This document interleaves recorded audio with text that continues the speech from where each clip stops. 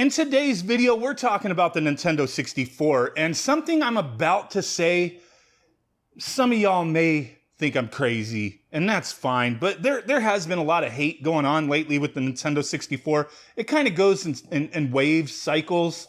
Somebody brings up how much they hate it, and everybody kind of bandwagons on and, you know, agrees with them or disagrees, and that's fine. I love the Nintendo 64. I could give a crap what anybody else thinks of the system. It was one of my most looked forward to consoles of all time, but at the same time, I do have to recognize, you know, some of the negatives that were going on. You know, we thought we were getting Final Fantasy VII. That never happened.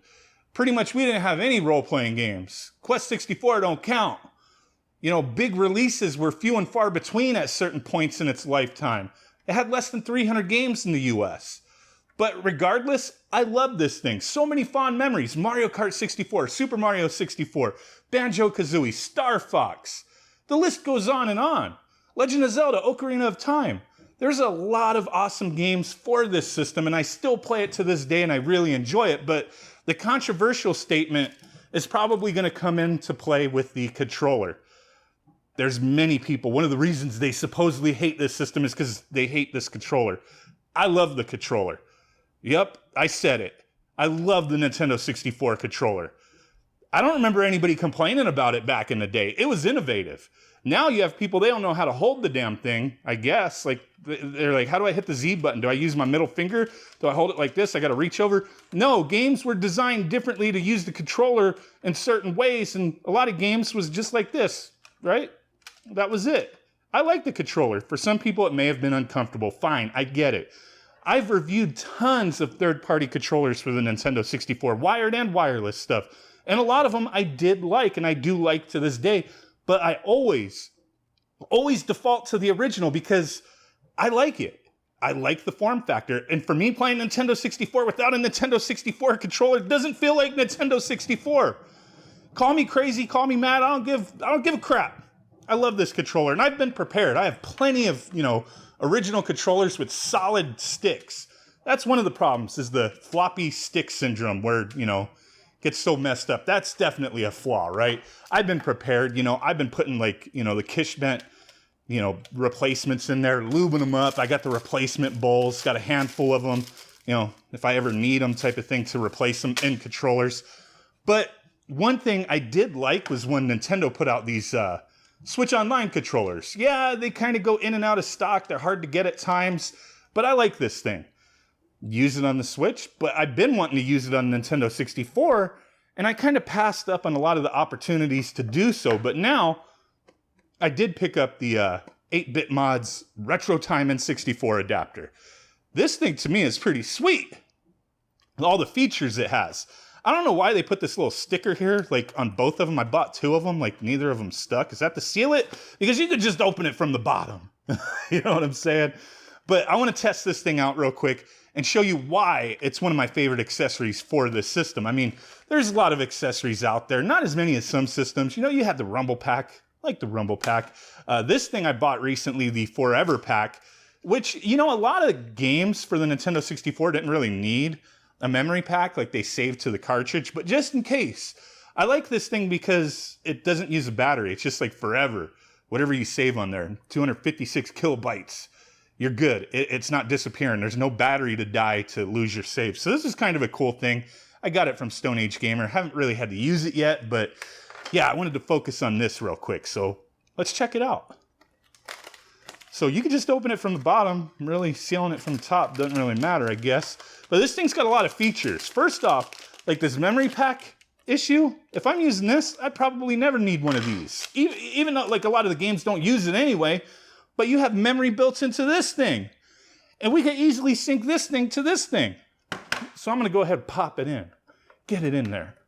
And this thing has over-the-air firmware updates. You can go on the website. I looked at the manual earlier. You go to the website. Where is it? Oh my God. Very basic, web config. You go to BlueRetro.io, and there's lots of things you could do there. Set up whatever specific controller you're syncing to it. You don't have to use the Nintendo 64 Switch controller. you could use like any Bluetooth controller, and you could create like profiles, button configurations, enable rumble, that kind of thing. And that's what we're gonna be doing here. So pretty cool, you got that web interface, but let's turn this thing on. And to sync it, you would just hold this sync button. It is kind of stiff on the actual dongle there, but you would hold it for a second, I believe, and then just, you know, press the pairing button up here. But I've already paired it, so it should just auto connect unless I opened the wrong one. No, it connected. So the light is now gone. It's not flashing anymore because it's connected. We got the Bluetooth connection going. But let's go ahead and check this out real quick. So a game I want to try with this thing is Star Fox 64. Now, if you remember, Star Fox 64 came bundled with a Rumble pack. Now, we got Rumble built into this controller, so let's see if it works. And if everything just functions. I haven't done any button configurations or anything. This is just like straight out the box button config. Let's go into training mode real quick. Barrel roll. Yup. Slow down. Cockpit.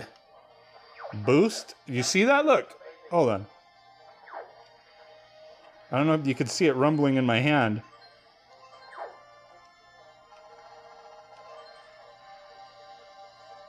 It's got that rumble. Blow up a bomb. Rumbles a little bit. So I know that like this analog stick does feel a little more springy than the original controller, but I think that's fine. Just got to work it in a little bit. I haven't used this controller much, but it still feels great. And it's a Nintendo 64 controller, so I am happy with that. Let me see if I can jump around with some Mario action. So there we go. See if I can do my long jump. Yep.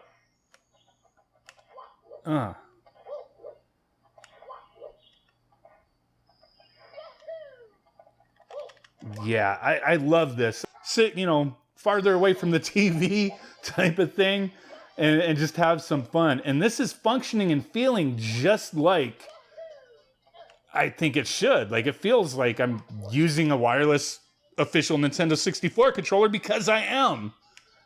And latency, like, I'm not like noticing any issues. Like, oh my God, there's so much input lag or anything. No, I'm not noticing anything like that. This is really awesome. I may have to pick up 2 more of these dongles, damn it. I should have when I had the chance, but I only grabbed 2. But I definitely think like this is one of my favorite accessories right here. Now, you know, I got other mods going on, like, you know, the Pixel FX, you know, HDMI on this thing, and I love that. Having an EverDrive X7 is great, but this just kind of, you know, brings it all together. Like when I want to sit back and not have to be too close to my monitor, I could bust out a wireless controller, just have fun with it. This is great, man. This is great. Like I said, I like the original controller. I like the form factor. I really have no issue with it. And if you don't as well and you want to use something like this, hey, this is an option. Appreciate you guys. Bye.